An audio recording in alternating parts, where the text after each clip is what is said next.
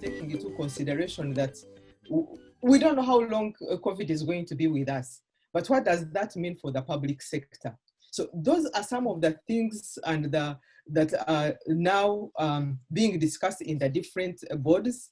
And so you begin realizing that there has to be a shift. There has to be a shift because we are presented with a new reality. Now, I can also talk about the NGO world, which would also which has also been affected greatly. Now, whereas I have mentioned that the mandate of the NGO is also similar to the public sector, they are affected differently. And how are they affected differently? Whereas on one side, the public sector depends on government revenue and also bilateral agreements and funds that come through that kind of international funding, you find that the NGO, the world and the CSOs mainly depend on well-wishers, donors who have a high interest and stake in the organization. Some of the money may come from the different bilateral agents. Now, a number of them may depend on sponsorship. And so we have seen that the NGO then therefore have to focus on what are those mission critical activities that we must focus on. Because just in the same way, the focus has basically changed. The focus has changed. So if, for example, previously the focus was on women, now it has to be mainly with women and their children, because the children are no longer going to school. But also looking at the fact that there has been reduced incomes. What do you do? How do you prioritize therefore what you do? And so we begin realizing that, you know, there has to be more ways of thinking sustainability. How can these organizations now become more sustainable? Because when you have reduced income, where the money has been coming from, they are also affected by COVID. The cash reserves have reduced. There are liquidity risks that have to be dealt with in the short term, but also thinking long term, you know, in the medium term. And so there are all these decisions that have to be taken right now. And so you find that therefore the agenda is mainly looking at scenario planning and looking at, okay, in the event that this happens, what do we do? In the event that this money comes in, what do we do? So you find that therefore the focus has been in terms of cost reduction, which cost reduction has been in terms of reducing activity, in terms of reducing staff, in some organizations, in terms of salary cuts, in terms of reviewing the suppliers, engaging with other stakeholders and seeing how do we manage the cash reserves that we have to make sure that we actually are able not only to meet the commitments, but also to make sure that the vulnerable and the different people whom you are taking care of continue being taken care of. But I think one of the things that comes out very clearly is the opportunity for new approaches of doing work. And I'll possibly talk more about that later, but I think what has, thinking through all these things, we begin realizing that there have been opportunities to begin seeing new approaches of doing the way we are doing. Thank you very much, Jacqueline. That was a packed intro. And I just want to hear from Anne. Jacqueline is talking from government or public sector, NGO sector. How has it been on your side from the private sector perspective? What has changed? Thank you, Gertrude. Thank you very much. And thank you to my fellow panelists and to the 85 participants that are tuned in. Thank you very much for this opportunity. So without some of the themes that Jacqueline mentioned cut across, but some do not. But what we're finding in the private sector is that COVID is that one challenging event. I think that lacks a historical parallel. There's no other time in history we can look back. And Gertrude, as a lawyer, you will know about precedents. There is no precedent that has been set before. There is no historical place that we can look to say, this is what they did. In fact, when economists try to draw a parallel, we go all the way back to 1929, when we had the Great Depression. That is the closest we've ever come to this. But of course, the comparison, the world today and the world then are two different places. So COVID is asking of us questions that we didn't know we could answer at this point in time, and many of us had not thought through. But some of the shifts that we are saying, I think for me, that the most fundamental and heartwarming shift that we have seen is the humility and the humanness with which we are approaching the work that we do. That we are stopping as a world, as a global event, to say, stopping and asking your fellow person next to you, how are you doing? How are you feeling? I think that shared vulnerability as a human race has brought us closer. And that, for me, that is such a huge, huge shift. And I hope that long after COVID is gone, we continue to keep that which keeps us human, that which makes us special, is something that has come through really, really well. The second shift we have seen is the redefinition of work. I mean, in the past, work meant getting up, getting dressed, and going to a physical location. We don't have that anymore. We're now talking about work as being a creation of value, and that you can do this anywhere and everywhere. So the future of the office is a debate. We are waiting to see how it pans out. But for sure, what we know for sure as a permanent shift is the fact that work is no longer equal to a physical location. It's a creation of value, and that you can do it in different places. When we get together as a Stanbic team and we are on the different meetings, we usually ask each other, where are you working from?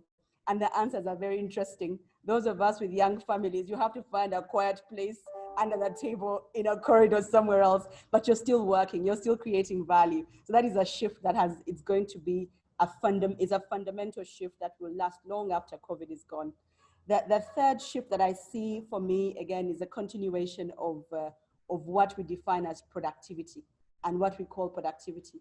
For the longest time, many of our managers in the private sector, we relied on Peter Drucker's management by walking around. I mean, you saw your employees come in, you'd see them sitting at their desk, you'd see them working, who is there, who's not there, who's present, who's absent, but you don't have that anymore. So we are redefining productivity. What does it actually mean? And what do we need to do? And for many private sector organizations, we're going through a shift in our policies, in our plans, and in the way we work to reskill and retool our staff to be able to drive productivity. And how we measure that productivity is an ongoing debate.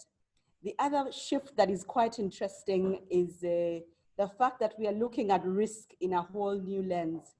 In the past, especially, and allow me to use the bank as an example. When we talked about risk, we talked about credit risk, operational risk. So we had a different ranking of the risks that affect us. But now with COVID and the shift in reliance to the digital platforms that we have, the single most critical risk at the moment is the cybersecurity risk. That is topping the charts in many areas, and how we think about that and how we approach that. And as we move our lives from a physical location into a virtual location and our workplaces, and the value that is holding, we start to think about risk in a whole new manner. And we start to measure it differently, mitigate it differently. And that is a shift that will continue. For as long as we continue to digitize, the cyber framework of risk is going to continue to evolve as we go along. That's another big one. The other one I want to talk about is the renewed focus on clients. And this, for us, every one of us who's here has a stakeholder that they're serving in one way or another. And what we have seen as a direct result of this uncertainty is everybody has gone back to focus on what is important. What does the client want? And therein we have has born solutions, partnerships, new ways of thinking that were never there before. So that renewed focus on that which is important to all of us has come through very critically in the COVID period. And last but not least, because a lot of my answers were taken by Jacqueline.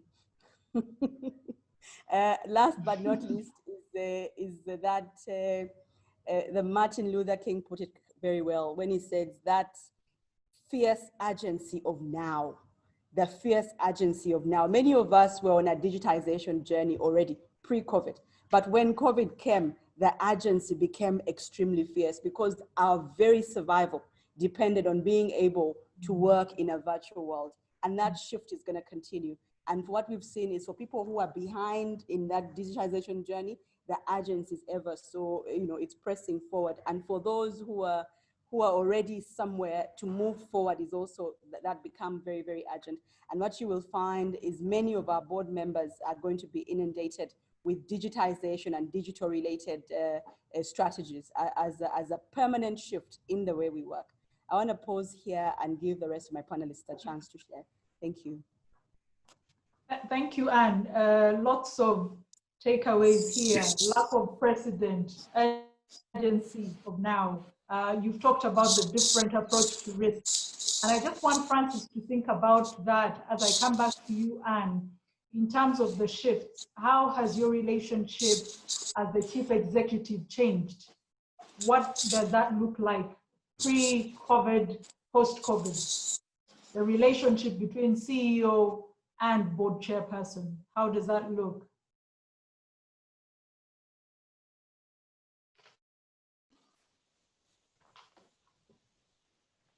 So maybe Anne, you can think about that as we hear from Francis.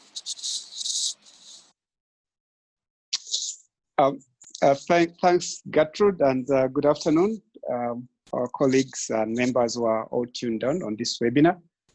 Gertrude, I'm going to share my views and perspectives, picking on the cue that you gave at your intro, and that was very much on the basis of the need to strike the right balance. And I'm going to share from both a personal perspective, but also from insights that we've got from surveys that we've been doing as PwC during this period, especially at the intense time of the lockdown. Very briefly, as a member of the PwC East Market Area ManCo, I sit on the executive side of our business within East Africa.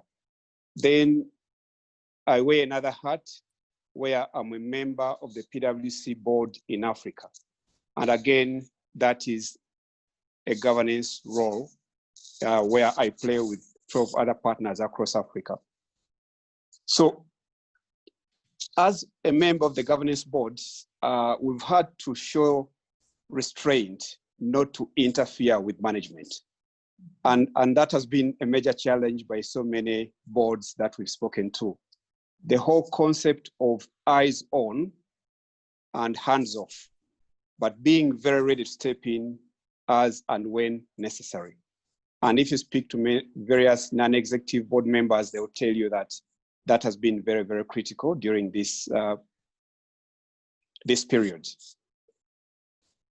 As a member of the board, again, it has been so key for us to be seen to be providing a supportive internal role to the rest of the partners and leaders of the business across Africa, while at the same time not attempting to be involved in the day-to-day management of the business. And it's more difficult when you are in a business of our kind where you are owner managers, but you've created a vehicle which is supposed to be one of governance. And it's not very unique to us as a firm, but very many board members have found it necessary to step in, especially where you have a situation, maybe the CEO has been locked up, not locked up, locked down, wherever he or she may be. And as a result, you are not, or he or she is not on the ground. And we have a few such examples, both for our clients and also companies that we know in this market. But it has also been a time for board members to reflect on their role. And this has actually exposed boards in terms of their composition. And I have a feeling that post-COVID, whenever that is going to be. In fact, you don't have to wait for post-COVID, but there are boards that are going to have to reconstitute themselves simply because we have seen a situation where the diversity that we have or that we don't have is exposing companies, whether it's in terms of exposure, competencies, abilities, and appreciation of the need to do things differently. It's also been very critical for chairmen and board members to be seen to set the right tone of the organization, while at the same time retaining their independence. So like I said at the beginning of my intro, it's all been about striking the right balance, being seen to be in control, because as a board, you are the people who are ultimately responsible for the governance. You are the custodians of the interests of different stakeholders. But how do you get the right balance of being in control without attempting to roll up your sleeves and control operations and activities of the business? So very, very interesting times. Lots of lessons learned, some of which my colleagues, both Anne and Jackie, have talked about. But it's a time for continuous reflection. COVID has been described by so many names. The one that excites me most is the so-called black swan. But the truth is, COVID or any other catastrophe of that nature, what we have seen is an exposure of our businesses, organizations, communities, countries, families, even at a personal level in terms of resilience. And Gertrude hopefully will get an opportunity to expound on that further. But it is not about how could we have prepared for this, because true, nobody saw it coming. But now that it is here, how do you prepare yourself to be seen to be more resilient as an organization? It's not just pure about managing risks. It's not just about investing more in technology. It is being able to continue to operate seamlessly with proper safety, security, welfare, for everybody who matters within your value chain as an organization. So I'll pause there for now to allow Jane to get into the conversation as well. Thanks. Okay. Thank you very much, Francis. And I just wanted to ask the person dealing with the screen to just leave Francis' dashboard there, just to give us an opportunity to reflect on it. And as we do that, I just wanted to come back to Anne quickly before I go to Jane. Anne, there was a question. How has your relationship transformed? How has your interaction changed? And I'm looking at your interaction as CEO or managing director versus the chairperson of the board versus chairpersons of committees such as the risk committee versus the entire board as a whole. I just wanted you to give us a little bit of that perspective before I come to Jane. Thank you, Gertrude, for that question. I think that, again, for me, the key thing that strikes me is we were always a very cordial relationship with the board, but what we have seen in this period is an increased level of humility and kindness from our board into management, and the reverse. That we are putting the fact that we are human beings first. And it's been such a supportive and very nurturing environment to be able to have that with our board. And for the board to say, how are you doing? How are the staff? And we spend a lot of time, even in our feedback into the board, to talk about our welfare of our management and our staff and our customers.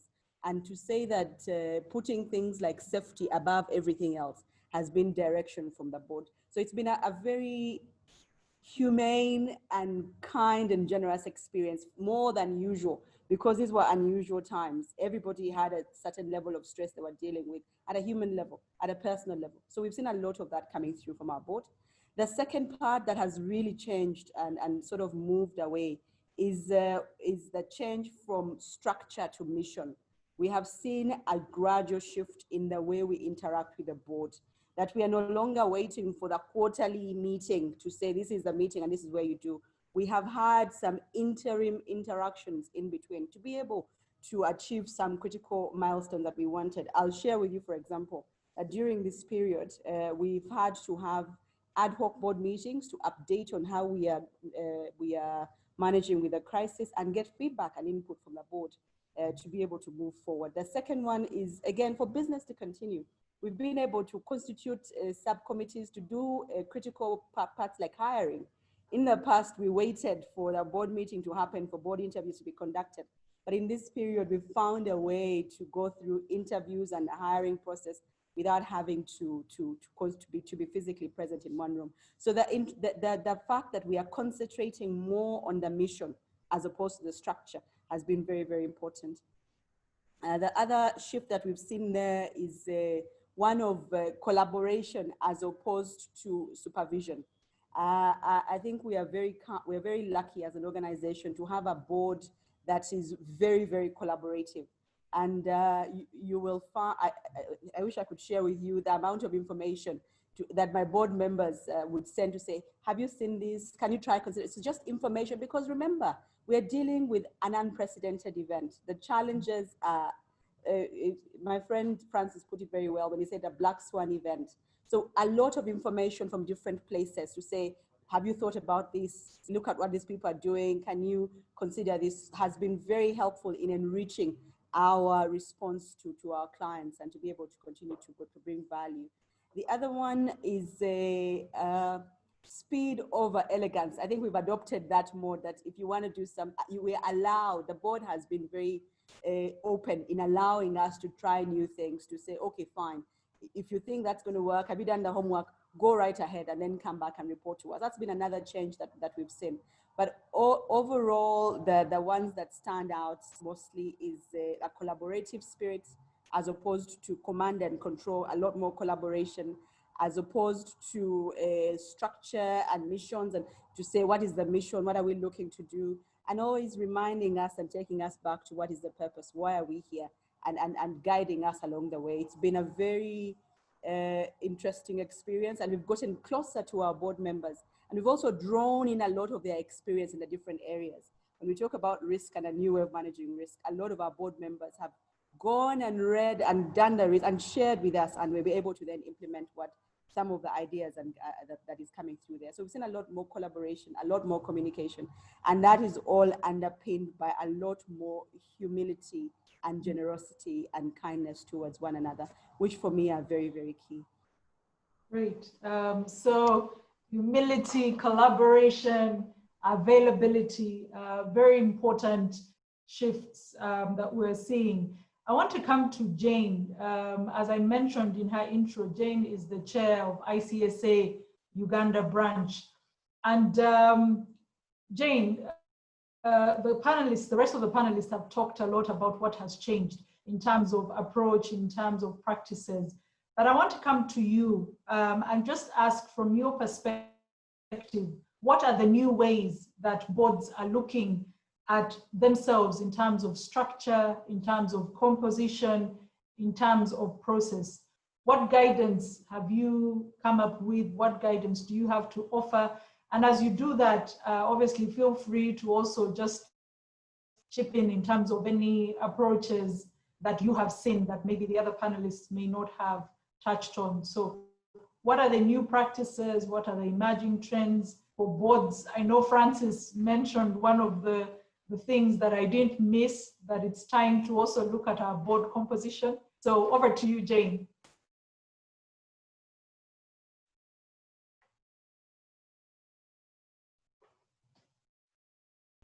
I'm still muted. Okay, thank you. Thank you very much, Gertrude. I'd like to thank with the rest, the panelists and the participants for joining us. This COVID has brought to the fore more clearly than anything else would the important role of the board in crisis management. And that has been captured by Francis, Jackie, and so I'll not go deep into that, but go straight to what what Gertrude is asking about. The shift, the major shift in behavior, in as far as we are concerned at the ICSA, is towards what we call the 21st century leadership competencies.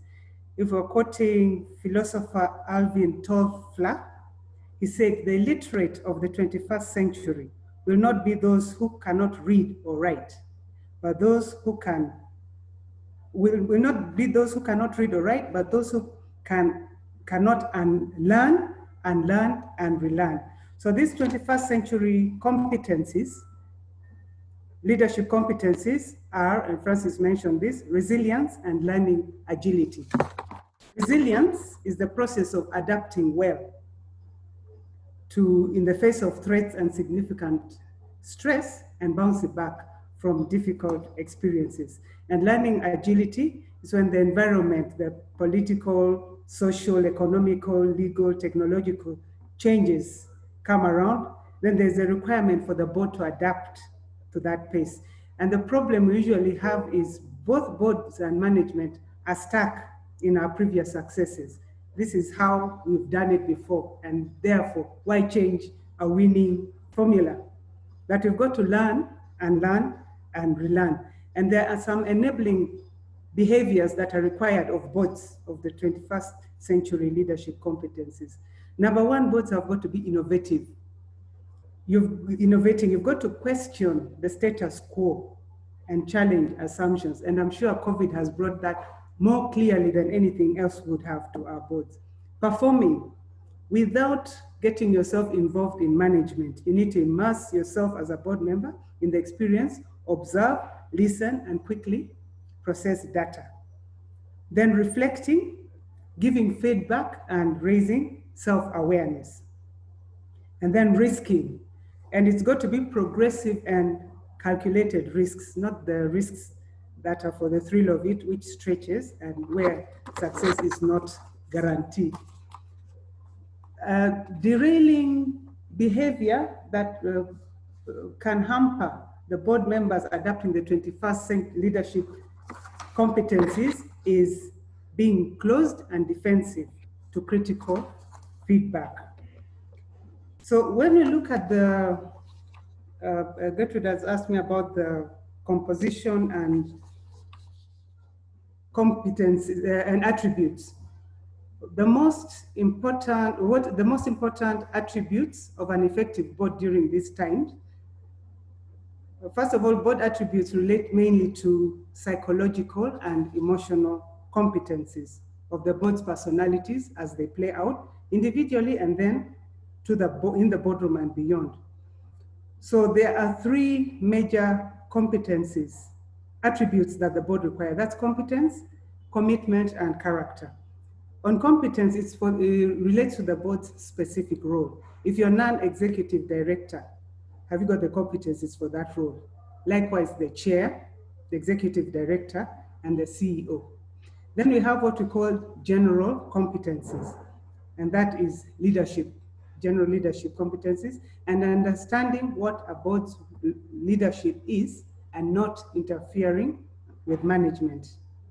The other attribute required of a board to be effective, a board member to be effective, is emotional intelligence. You've got to be self-aware and self-manage, and then also have awareness of others or empathy and social skills and influence.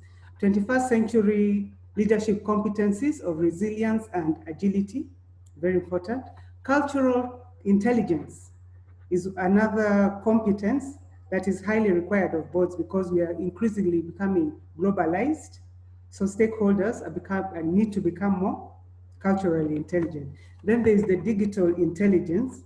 And from our sphere, it's not really the ability to keep up with technological trends, but the ability to be curious and have a mindset that is open to change that the digital offers, to be fast, experimental, and engage in the use of social working practices.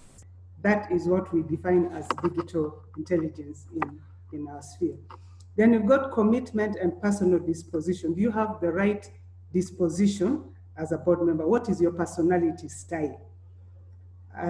These are the characteristics, set of behaviors that are cognitive and emotional and evolve from our biological as well as our environment. There are 5 major personality traits. There's openness to experience, conscientiousness, extroversion, agreeability, and neuroticism. Where do you fall in these attributes, and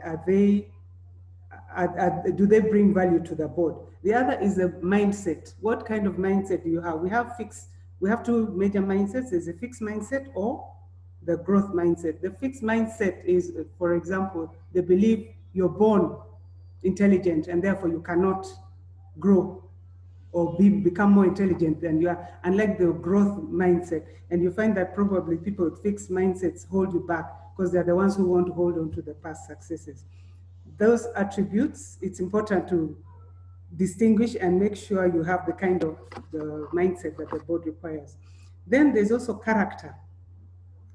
King 4 code, the code of corporate governance, the King 4, it provides that the governing body should govern the ethics of the organization in a way that supports establishment of an ethical culture. And for a board, which is the governing body, to do that, you need to have a character that is ethical. So of the skills and competencies, first of all, the current crisis sheds light on the importance of divergence. Because where you have diversity of skill, it brings out a breadth of experience, the relevant industry, range of age, gender, and background. So the organization is able to assess challenges in a variety of perspectives. And that's the importance of diversity. So as the company is innovating and implementing new technologies and entering new markets, there has to be change. Francis mentioned that. There may be need to find new and different skill sets in a board. And the gaps can be gotten from the annual appraisals, or the committee responsible, the nomination committee, could use a board composition metrics to help evaluate the skills and attributes. But those that will be required to take the board beyond, the company beyond COVID, will include international experts, technology, digital media expert, risk management expert, financial expertise, marketing expertise, legal, human resources, operational, and industry. And in relation to the structure, traditionally the structure, both structure and composition, is the focus of corporate governance. And the question usually asked is, do we have the right configuration? i.e., what's your NED, the non-executive director ratio, size of committees, director tenure, and the question usually is the board compliant, in our case, to CMA rules, board, Bank of Uganda, or Companies Act. But research has found that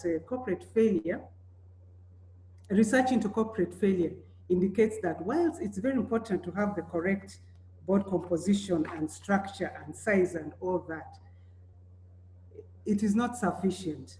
You'll find, for instance, there's Enron, and our case back home, without going into merits and demerits, the Crane Bank, which I hope it's not Gertrude's client, she's smiling, but Crane Bank, which before it was closed had about 4 or 5 years consecutively of being the best bank, meaning it had all the boxes ticked on corporate governance issues. But what has emerged from research is that we must take consideration of the human element. And this is also referred to as board dynamics.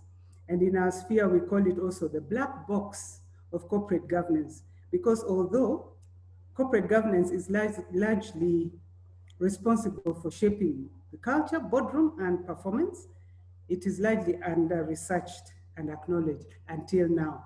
We actually now have one of our modules at in the course. It's called Boardroom Dynamics. So the board dynamics is I'm giving half of the definition which is relevant to this webinar, is actually the interaction between the board members individually and collectively in the boardroom. And the effective board dynamics that will, an effective boardroom dynamics will effectively balance cohesion, challenge, and culture. Cohesion is about board unity, but challenge is about having the appropriate amount openness so that people do not develop groupthink. So whilst you have cohesion, you can still ask the right questions. And then there's a culture of transparency, accountability, and responsibility. So the right board structures and board attributes, coupled with effective board dynamics, will define the high performance board now and in the post-COVID era. Thank you very much. Thank you very much, Jane.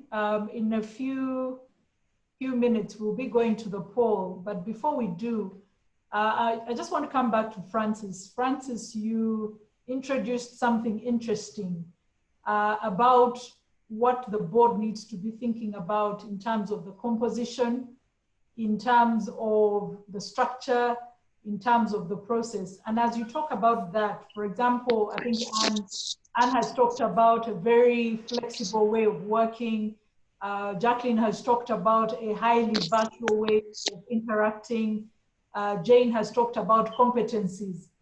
And it may be that during this season, a certain blend is required over the other. So Francis, I just want you to talk about that a little bit more. I am in a board, I chair a board. What should I be thinking about in terms of structure, process, composition? So thanks, Gertrude. Obviously, every organization has its own policy and basis on which they constitute their boards. But I believe if there are so many lessons to learn from COVID, but if there is one big one for governance and board members, is how the board has responded, and all of those things that in particular Anne has shared with us, how they have interacted with management and the ExCo to continue steering the organization despite this turbulence that we're going through.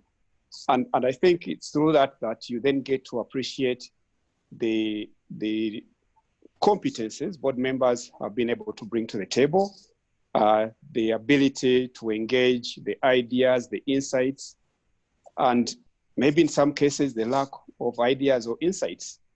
And that should then inform what would be the right composition.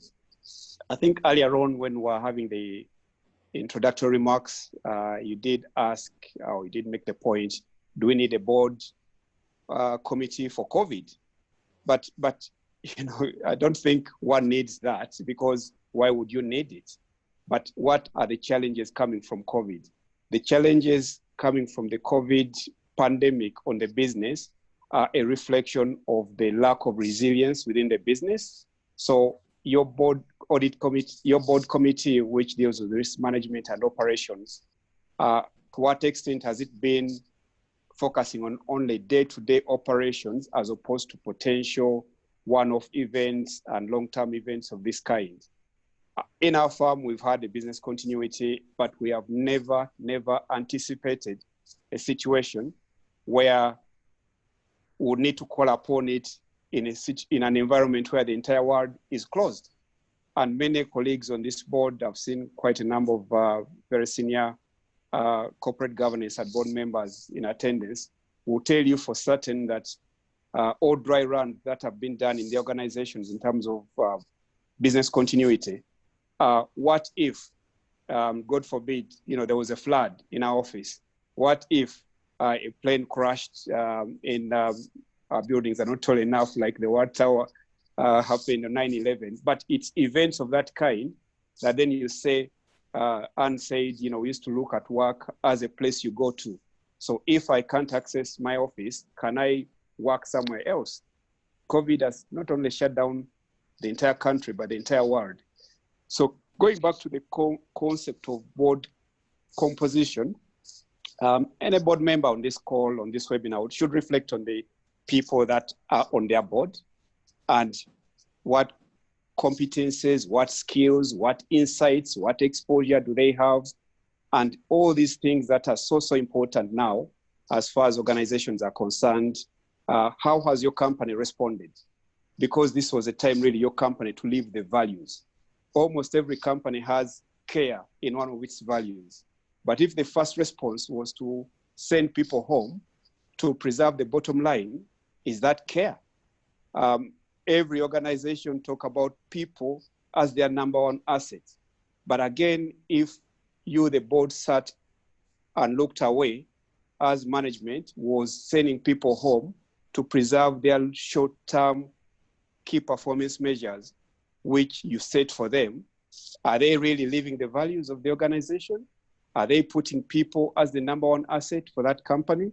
So boards have to strike the right balance in terms of short-termism, while at the same time living the values of the organization, making it clear to the wider community why we are here as an organization. Individuals working from home have started to think about their purpose. This has been a very interesting time where people have become so reflective, and they're talking very, very deep things that we've never thought about our people would talk about. And somebody comes and asks, what is the purpose of our company? Why are we in business? And you cannot just say to make money and pay salaries. So you have to think about your purpose. You have to think about your social and society responsibility, because what society now expects from us as organizations is very, very different from what probably was the case last year. So human resource expertise on the board is a key issue. Having board members that understand technology, not just IT geeks, but technology that can actually transform the business to deliver value, very, very important. Deep finance expertise, almost every board has that, but not finance for the sake of it, but agility and being able to be very adaptive and creative. Boards, especially in the public sector, at times are very traditional, very rigid, usually very male, old male dominated. This environment requires a very different level of skill set, agility, dynamism, and all of us should change our mindset. You don't wait to retire after age 55, 60 to become a board member. We should be looking at very young people in the late 30s, mid 30s, depending on the experience and exposure, and giving them the right opportunities, and have to applaud LEAD for this. So it's very, very important that every single person goes back and look at their board composition, think about the key skills we need. Yes, thank you. Yeah, thanks, Francis. Jacqueline, you wanted to add something quickly. And as you do, I'd like the poll to be put up as well so that we can shift. I think in the next few minutes, we'll shift to answering the question. So the poll is up. Go for it. Well, thank you, Gertrude.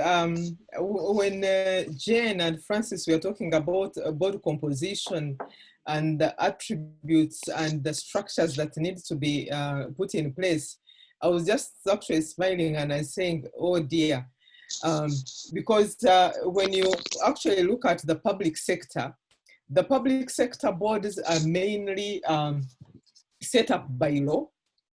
The mandates are also by law, and therefore the composition is also by law. And so what does that mean, especially when you have these kinds of changes taking place?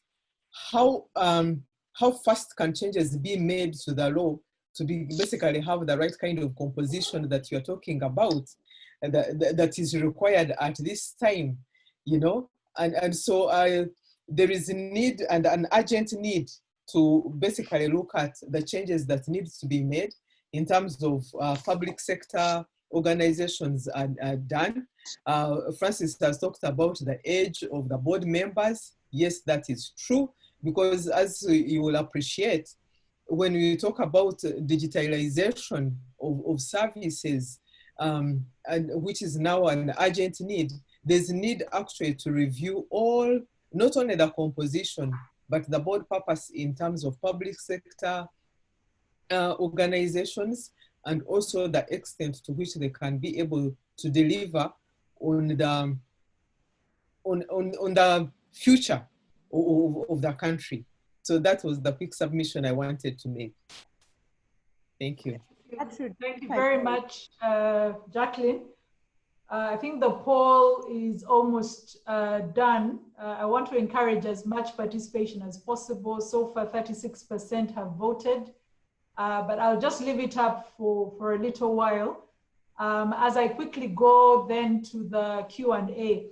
As I mentioned at the beginning, we have received over 30 questions. I'm glad that the panelists somehow they went and read the questions before they were asked.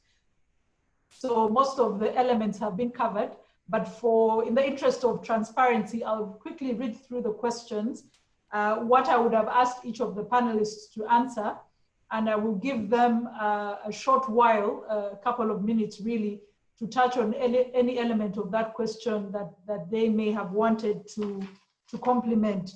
So the question for Jacqueline, I think the first one was really around the public sector board. How do you use digital services?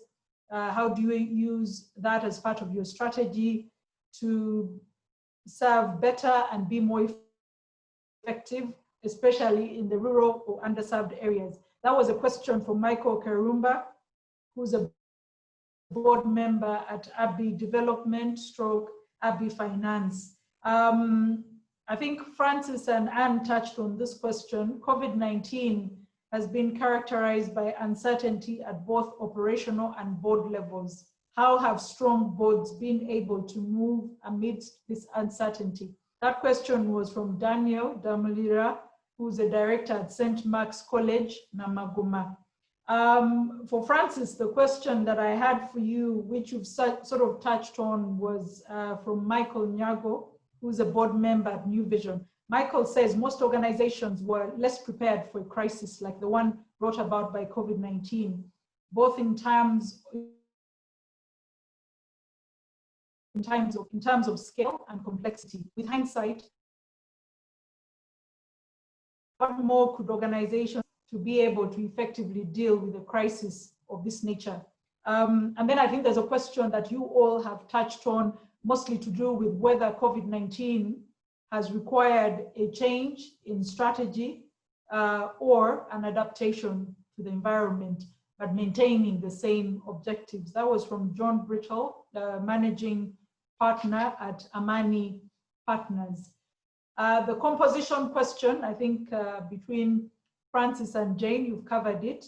Emmanuel Muwazi, who's the board chairman of Ntende Finance Limited, had asked the question, should we be considering a major restructuring of the board composition in view of the rapidly changing business landscape shaped by the COVID-19 disruptions? And then there was a question for Jane from Rachel Dumba, who's a strategy and human capital consultant.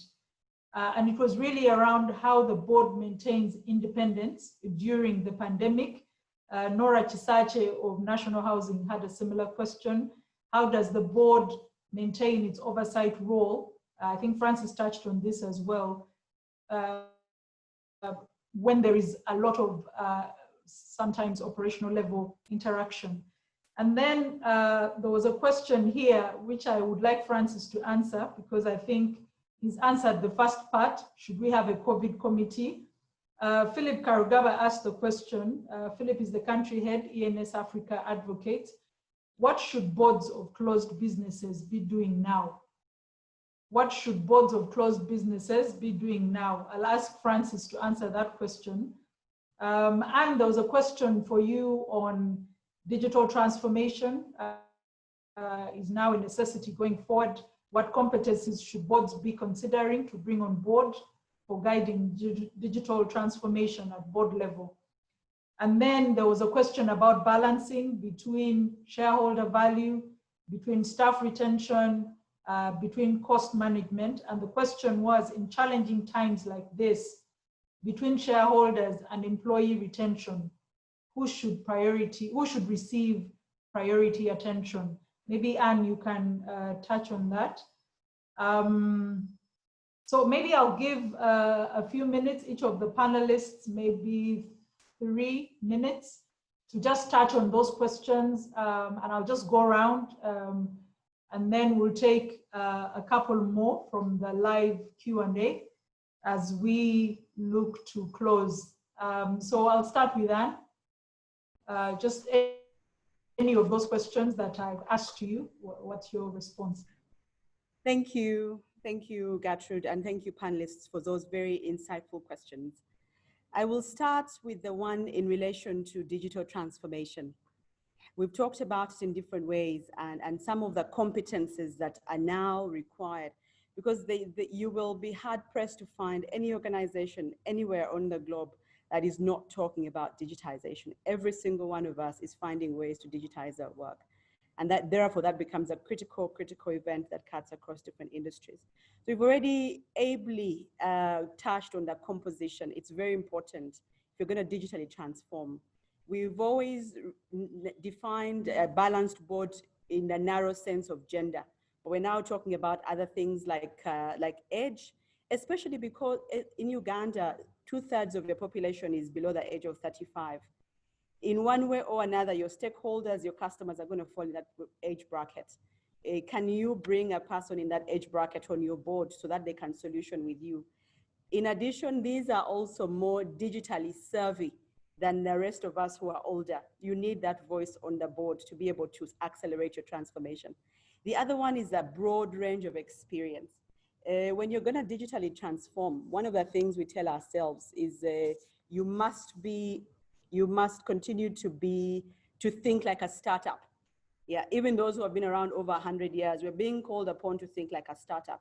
And therefore, there are skills on the board that are required. And we have great, you do well by having entrepreneurs on your board, people who have gone and started a business before, have a different insight than many of us who are employed throughout to then serve on the board. You're also looking for creativity and lateral thinking.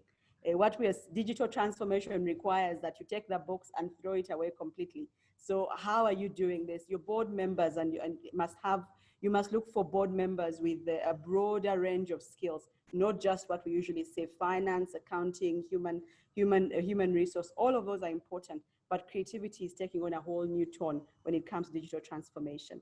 The other quality, and even as we change our board composition, or whatever composition we end up with, we have got to instill a culture of continuous learning.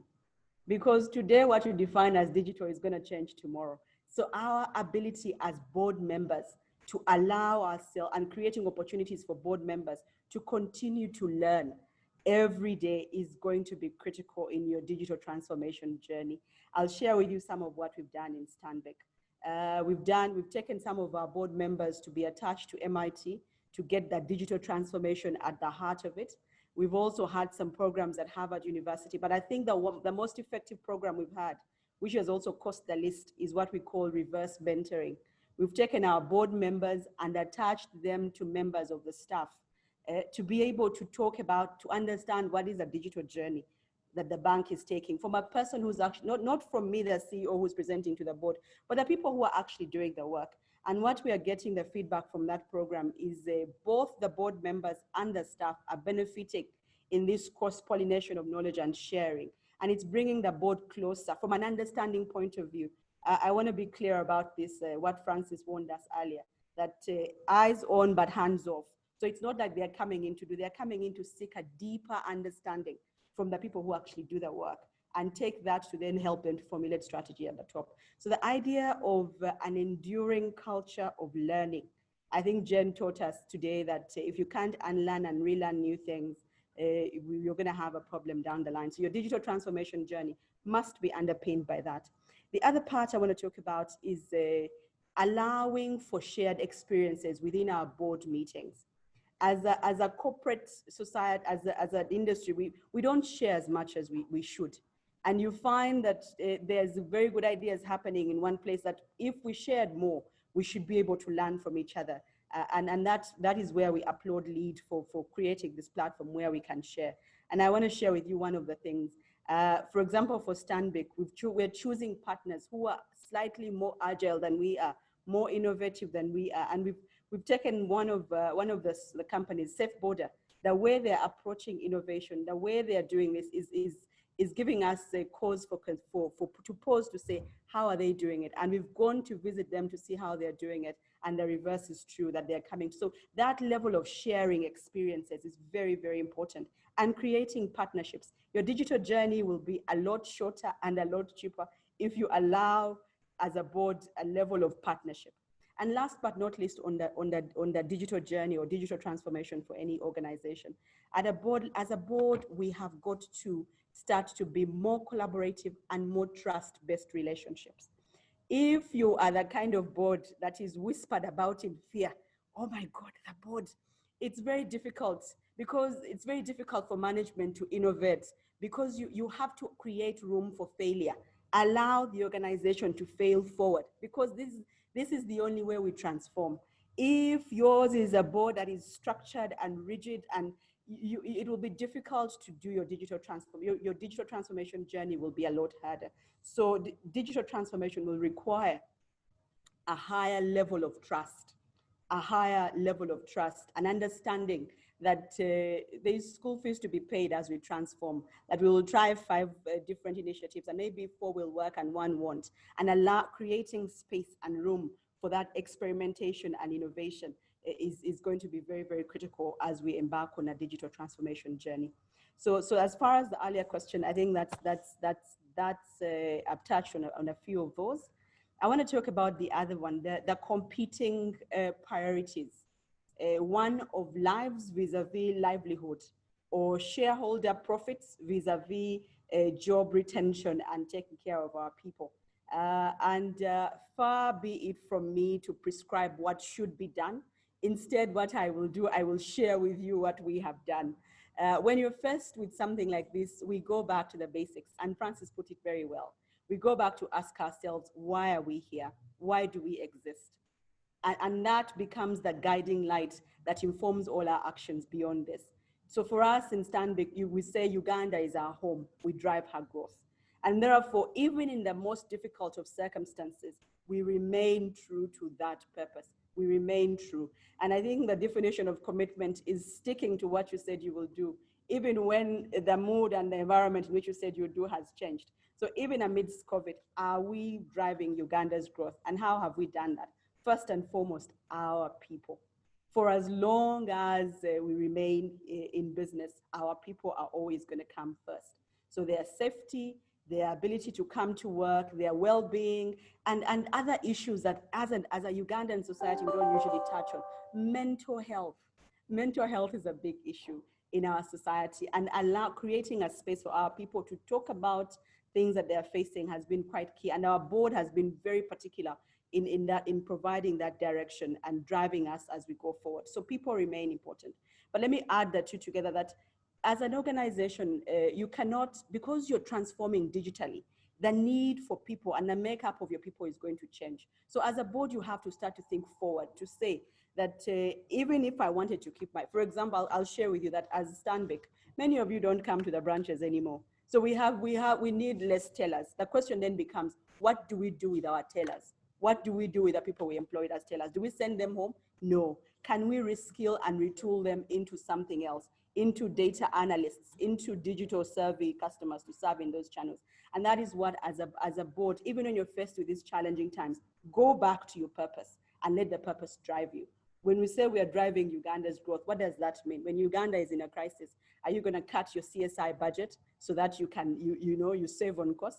And the answer for us has been no. Instead, we have doubled our CSI budget for the first half of this year to be able to stand with Uganda, because we say Uganda is our home. We drive her growth.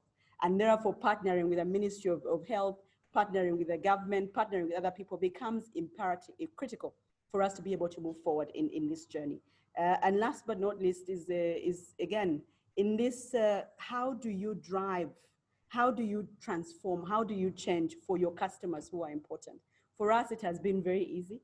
It comes naturally because we sing this to ourselves, that if I'm not winning, if my customer is not winning, I am not winning. So how can my customer win? Loan restructures become critical. Reduction of the prime lending rate down to 16% becomes critical. I wish it was 6, it's 16%. Things like waiving digital fees become very, very critical, because you're saying, why am I here? What is my purpose? And once you realign yourself with your purpose, this question becomes easier to answer. And you're taking on a far long-term view, a far more sustainable approach, as opposed to saying, no, things are bad, cut off everything, let's rechange. So I want to encourage everybody to go back and be purpose-driven and ground yourself in your purpose as a way to define how you deal with challenging times. Today is COVID, tomorrow it's going to be something else, but as long as you remain true to your purpose, you will always find the right direction to go to. Thank you very much, Anne. It's a great conversation. Looking at the time, I'm afraid that we're very close to where we need to end, but I'll just ask Jane to come in here. I shared some of the questions. I know you covered most of the points. Are there any final 2 or 3 messages you want to leave? I want to go very quickly because we have 15 minutes to go. So very quickly, Jane, and then we'll go to Jacqueline and finally Francis. Okay, thank you very much, Gertrude. I just pick 2 of the issues and answer them very quickly. The first one, should a COVID-19 committee be appointed? There is a no one size fits it all for all boards. Each board should determine what's appropriate. Some would have an ad hoc COVID committee that helps the director have regular communication with the crisis leader or the CEO. In some, particular board members could be designated to work with the management. For instance, the chair of the audit committee would work very closely with the CEO, CFO. And for some, the entire board might constitute itself into a crisis committee. So it depends on the gravity of the crisis for each of these companies. And then in conclusion, the importance of a crisis is for the board to understand its role. The board's role is to provide leadership, not to run the company. Support and guide management in decisions around the fight for survival and ensuring the company emerges from the crisis stronger and resilient. The board's business is done in the boardroom, not on the shop floor. So the board should give guidance, perspective, and oversight. And it's important, the relationship between the board and management. There needs to be trust, there needs to be strong relationship for them to work together in this. And it's also important that we have clear division of roles. What is the role of the board and what is the role of management? And in ICSA, we actually recommend that you have this documented, especially the board's role. Matters that are reserved for board should be documented so that everybody knows clearly this is where I started. So thank you, Gertrude, and thank you for having me. Very much, Jane. Sorry to rush you. Jacqueline?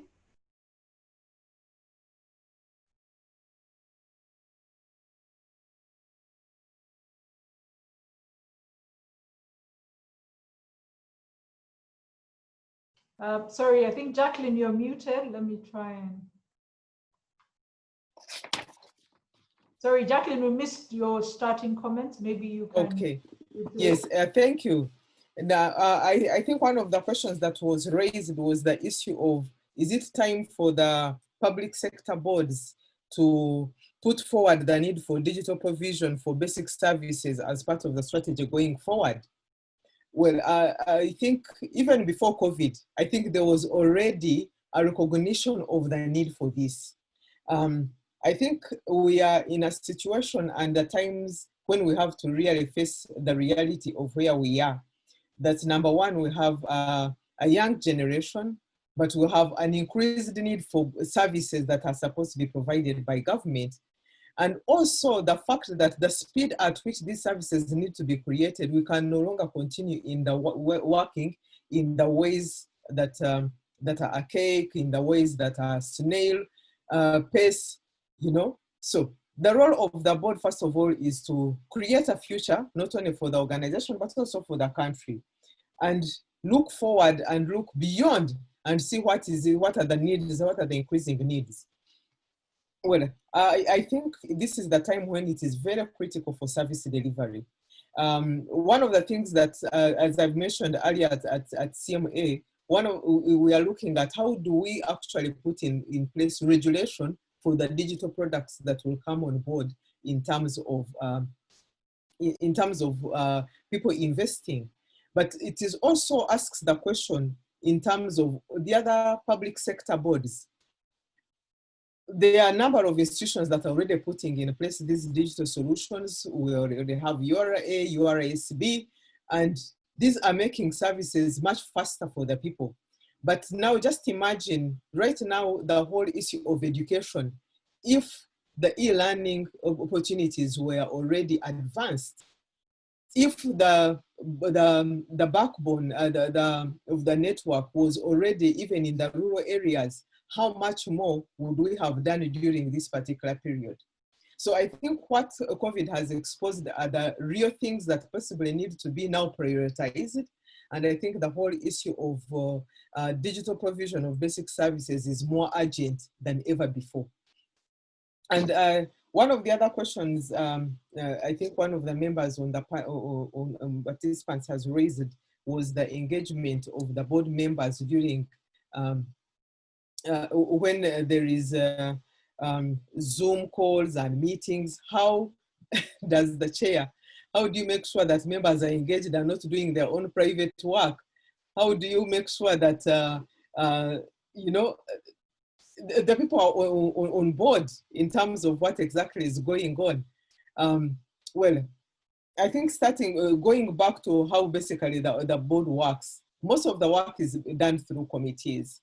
And as Anne has already mentioned, that now it is becoming more and more interactive in terms of interacting with management, not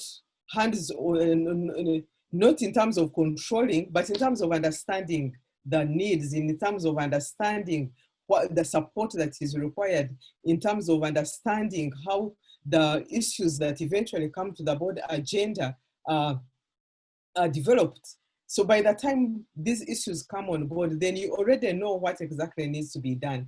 And because the board members are also engaged with management, it becomes much easier then to know through the different committees the kind of work that has been done. And so that is one way of actually making sure that the board members are engaged. How is the work being done through the committees? How effective are the committees interacting with management and making sure that the relationship is developed, the trust has been developed, but also the direction is very clear by the time something comes on board. There have been different meetings happening before because the board meeting is an event of about like 2 hours, 4 hours. But a lot of work goes on before that particular event. And I think it is much more important what happens before this event of the board meeting than actually what happens in the board meeting. Not that the board meeting is not important, but the quality of the board meeting will be determined by how much interaction has been before the board meeting. Thank you very much, Jacqueline. Finally, Francis, a few minutes to wrap up based on the questions that were asked. Yeah, and then we'll wind up. So over to you, Francis. Great. Thanks, Gertrude. I think most of the questions have been answered. So there was the one from Philip, a very interesting question. What should boards of businesses that are closed be doing now? And I know Philip. And Philip, I'm going to pass this back to you.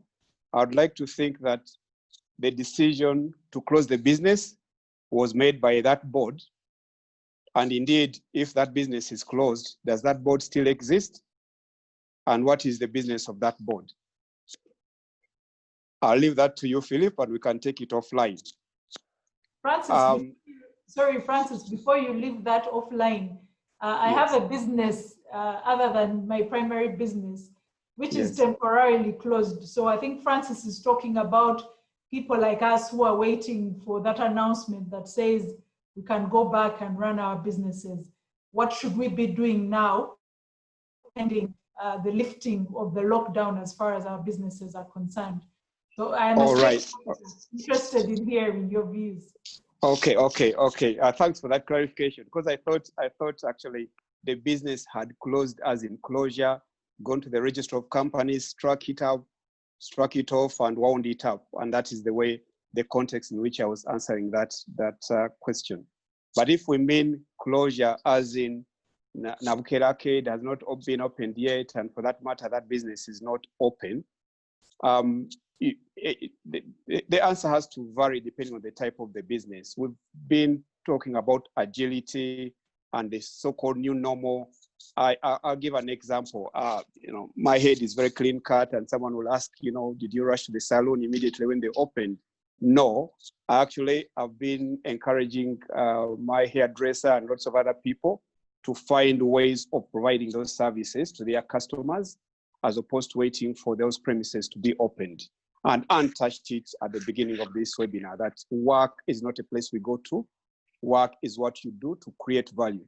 So whatever that business is whose premises are closed, what is it that was closed in that business? If it's a boutique and there are shoes and clothes and shorts and you name it, find a way of accessing those premises, get that stock out, start merchandising to your customers on Facebook, while social distancing, hawking, and God knows what it is that you can do. But for goodness sake, do not wait to be opened, because you don't know when it will be opened and you don't have control over that. So it goes back to where we started: creativity, agility, and also maybe asking yourself whether you're still relevant. If indeed you've been closed for the last 6 months and nobody has asked you, when will you open? That means they don't need your services anymore. And maybe even if you are opened, you are no longer relevant, and you should be thinking of something else. So it depends on what that business is, what it does, and who your customers are, and what your products and services. But nobody should just sit back and waiting to be opened when they don't know when that will happen. But Gertrude, I know we're running out of time. Let me conclude with just 2 remarks on my part. The first one, I think, in terms of the role of the board, is to look very critically at succession planning. This pandemic and crisis that we are facing has created an opportunity for boards to look at the pipeline of whatever it is that they have within the structure of their governance and also leadership, and question whether actually they have the right talent at the depth of the different levels. And there's a client of mine, big corporation in this market. Some of you may know, some may not, but their MD has not been able to come into the country because of the lockdown and closure. It's a regulated institution, but the operation has continued very, very smoothly, simply because of the talent that exists in that institution. They actually regulated, and I don't think even the regulator would allow business to continue without a person of that kind at the helm, but the regulator has also had to be dynamic and adapt to the ways. So it's very, very important that boards challenge themselves as well as management in terms of succession. The final point is about being mindful of the new risks that we face in the business. And again, Anne had alluded to it from the perspective of the financial services sector, but I talk generally. We are working remotely. We've opened up our servers to enable people to work from wherever they are. Boards are meeting remotely. There is a risk of becoming so informal in the way we do business, especially board members. And it's important not to forget the role of the board in terms of governance, fiduciary oversight, and don't become so casual, through Zoom and WhatsApp and email, and fail to document things properly. Because God forbid, if things go wrong, you'll never explain it to your stakeholders that, oh, this was just a casual catch up with management during COVID over Zoom. So you still remain a member of the board with responsibilities that are to so many stakeholders. Some you know, some you don't. I'll stop there, Gertrude. Thank you very much, Francis. I just want to ask our participants, we don't take your time for granted. We might overlap by a couple of minutes. And I just want to close, firstly, by just running through the questions, just so that the panelists know what the questions are. The interaction should continue. Our hashtag is boards that deliver. Our Twitter handle is @lead_EA. That's all capital letters. So let the conversation continue. There have been many questions. Jackie Rukari asking about the role of the board in the procurement policy, where physical location and premise are immaterial, productivity is more important. There's a question here on skills from Catherine Poran, an anonymous attendee asking about legislative approaches. Somebody asked, Angelina asked about performance management. How do you ensure that people are working even when you cannot see them? Annette asked a question about individual board members. How do you evaluate their performance? Styling, I think Gapara from Styling was Styling Gapara. How are boards looking at roles of middle managers in leading teams through the COVID season? Is it time for disruption committees? Sarah Walusimbi is asking, as a chair, how do you ensure that all directors' concerns and points of view are captured? How do you ensure that difficult issues are discussed on a group call? Nora Boya is asking about the role of AI in governance. What would it or what does it take to get to that road? And then finally, Martin Mugisha is asking, how do you react to a non-reactive or response management stroke ownership to the crisis that we are experiencing? So all of these questions have been noted. Some have been answered in some form or shape, others not at all. We shall take them up and we will endeavor to answer them, if not now, at least at the next forum. I just want to thank very much our panelists, Anne, Jacqueline, Jane, Francis. We don't take your time for granted. Thank you very much for sharing your insights. Thank you for showing us humility. Thank you for bearing what's happening in your own organizations and using that to teach some of us. So we appreciate that very much. We thank our participants who've been over 100. Thank you so much for your time, for your questions, for your comments. And we look forward to interacting with you in the future. We will circulate a follow-up email trying to answer some of the questions, talking about our next events. And we hope that that will give you an opportunity to go over some of the material. We'll circulate the recording of this webinar as well for that purpose. We had a poll with a couple of questions. You'll be pleased to note that the results are very positive. The first one was, is your board delivering during the COVID-19 pandemic? 91% of the panelists think their boards are delivering. Only a small portion says no. So I guess that's a good thing. The next question was, are you confident in your board's ability to deliver beyond the pandemic? Again, an overwhelming number, 57 respondents say yes, and only 9 say no. So I think as LEAD, we're encouraged by these results, but we still say, let us go back and look at what we're doing, continue to improve.